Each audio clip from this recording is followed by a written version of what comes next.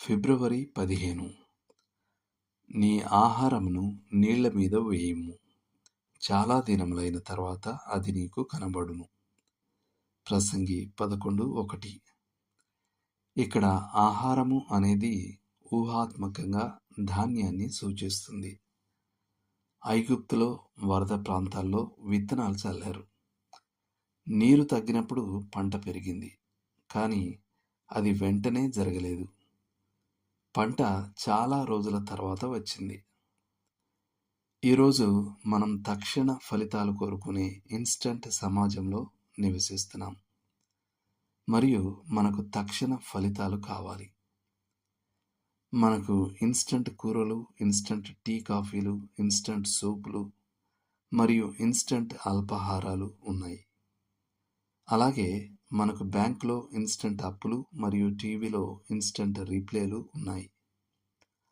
కానీ క్రైస్తవ జీవితంలో మరియు సేవలో అలా కాదు. మన మంచి పనులకు వెంటనే ప్రతిఫలం లభించదు. మన ప్రార్థనలకి ఎప్పుడూ వెంటనే సమాధానం రాదు. మరియు మన సేవ సాధారణంగా తక్షణ ఫలితాలను ఇవ్వదు. బైబిల్ ఆధ్యాత్మిక సేవను వివరించడానికి వ్యవసాయాన్ని ఉదాహరణగా మాటిమాటికి ఉపయోగిస్తుంది. ఒక విత్తేవాడు విత్తనాలు చల్లడానికి బయలుదేరాడు. నేను నాటాను, అపోలో నీరు పోశాడు, కానీ దేవుడే పెరుగుదల ఇచ్చాడు. మొదట మొలక, తర్వాత కంకి, తర్వాత కంకిలో నిండు గింజలు. క్రమక్రమంగా దీర్ఘకాలంగా జరిగే ఒక ప్రక్రియ ఇది.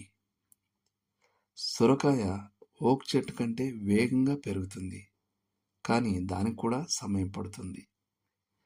కాబట్టి మనం సహజంగా చేసే దయగల పనుల నుంచి తక్షణ ఫలితాలను ఆశించడం మంచిది కాదు.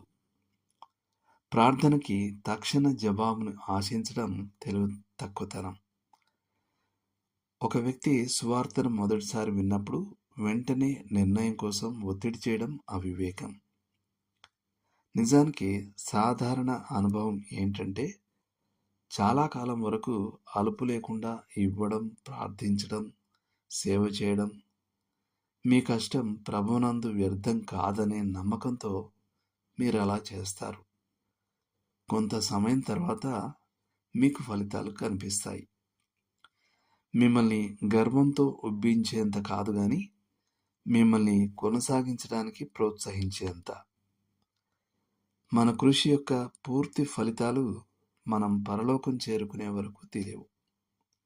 అసలు అదే మన కృషి ఫలాలను చూడడానికి అత్యంత మంచి సురక్షిత స్థలం. దేవుడు మిమ్మల్ని దీవించును గాక. ఆమేన్.